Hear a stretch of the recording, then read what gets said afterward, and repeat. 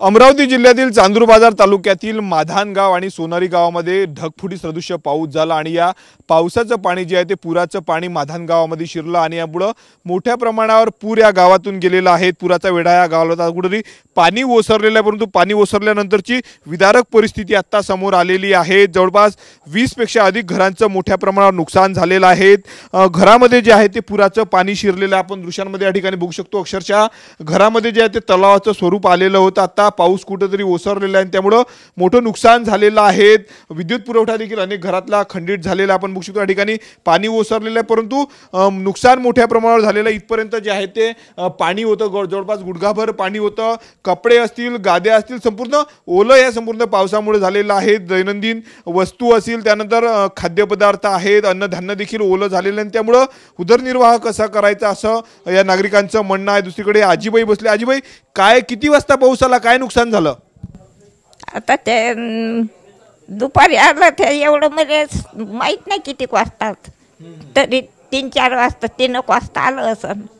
हो, काय नुकसान झालं या भागात? घरात तुझ्या पाणी गेलेलं आहे सर्व? नुकसान म्हणजे 5 पोते गेले गव्हाचे, 2 रॅका गेल्या, 2 कपाट गेले, फ्रीज गेली, आणि कूलर गेला, आणि आम्ही मरत होतो त्याच्यानी। या घराच्या बाजूला पाणी होतं तेव्हा तू कुठे थांबली होती ग? त्या घरातच होती। तिथं पण पाणी आलं होतं? हो, हे काव त्याच्यातच तर होय। हे या घरांनी दिवाणवर पाणी, इकडे याच्यात पाणी, किती नुकसान झालं बाबा आमच्यावालं। आमच्यासारखं नुकसान कोणाचंच नाही झालं ना, एखाद्याचा जीव गेला असता त्याच्यात तर मग। आपण बघू शकतो ह्या वेदना आहेत। पुराचं पाणी ओसरलेलं आहे, परंतु त्यानंतरची विदारक परिस्थिती आता समोर येत आहेत। या ठिकाणी आपण बघू शकतो टीन पत्राचं एक छोटंसं घर होतं मजुराचं, आणि हे घर देखील आता अक्षरशः जमीनदोस्त झालेलं आहे। कुळाचं घर होतं आणि या ठिकाणी हे परिवार उदरनिर्वाह करत होते। घराखाली दबले असते असं कुटुंबाने मग सांगितलेलं होतं। ह्या आजीबाईचा हा नातू आहेत। किती वाजता पाऊस आला आणि खूप बिकट परिस्थिती झालेली आहे माधान गावात? हा, 2 वाजता पाऊस आला पूर्ण। इकडून पाठीमागून नाला आहे, नाल्यातून पाऊस आला। आम्ही इथे जे गव्हाचे पोटे ठेवले त्या ड्रममध्ये, ते गव्हाचे पोटे काढायसाठी आम्ही आतमध्ये होतो। माझ्या वडिलाच्या आणि माझ्या अंगावर घर पडलं आहे, हे माझे हाल पाहू शकता तुम्ही। आणि त्याच्यात त्यांच्या थोडंसं खांद्याला लागलं आहे, मला पण लागला इथं पाठीले। गहू काढता काढता हे पूर्ण घर अंगावर पडलं होतं। त्याच्यानंतर विनोद खंडारे आणि माझा भाऊ, त्यांनी दोघांनी मिळून आम्हाला बाहेर काढलं, आमचे जाऊ वाचवला। किती पाणी होतं इथे? पाणी हे एवढं पाणी होतं इथं, कंबरभर, तरी कंबरभर पाणी होतं पूर्ण इथं। काय काय नुकसान झालं? घर पुढं पडलं, घरकुल तुम्हाला मिळालं नव्हतं का? नाही, घरकुल नाही, हे अवस्था आहे आमची। आणि त्याच्यानंतर इथं गावाचे पोते होते, समजा जेव्हाचं जे होतं सगळं धान्य वान्य ते पूर्ण गेलं। पीठ कीट काहीच नाही आमच्या घरी आता। तुम्ही काय करता का? आम्ही शेती काम, शेतमजुरी। कोणी आलं होतं का प्रशासनाच्या वतीनं भेट द्यायला, पंचनामे करायला? नाही, कोणीच नाही, अजून कोणीच नाही। आम्ही फोन लावून राहिलो, पण तरी आमच्या घरापर्यंत कोणी येऊन नाही राहिलं। काय काम करतात तुम्ही? आम्ही हेच फवारे मारायचं, शेतमजुरी।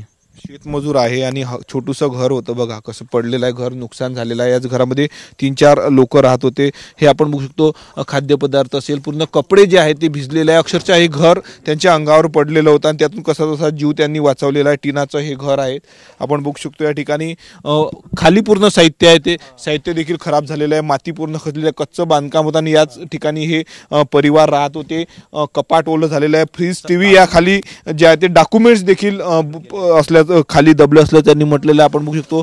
या ठिकाणी देखील या घरातले नागरिक यांचं देखील साहित्य जे आहे ते घरचं खराब झालेलं आहे, वस्तू असेल, अन्नधान्य खराब झालेलं आहे, त्यांनी आता या ठिकाणी बाहेर काढलेलं आहे। हे बघू शकतो आपण, संपूर्ण साहित्य या ठिकाणी आपल्याला पाहायला मिळत आहेत।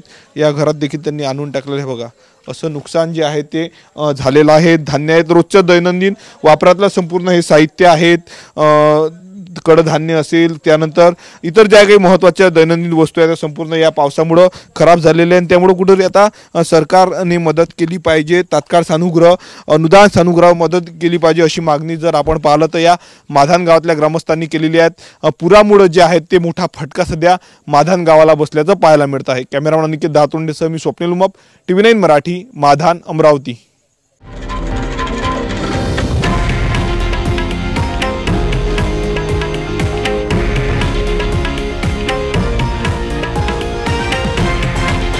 हे आहे देशातील नंबर 1 न्यूज नेटवर्क आणि आपण पाहत आहात TV9 मराठी, एकमेव.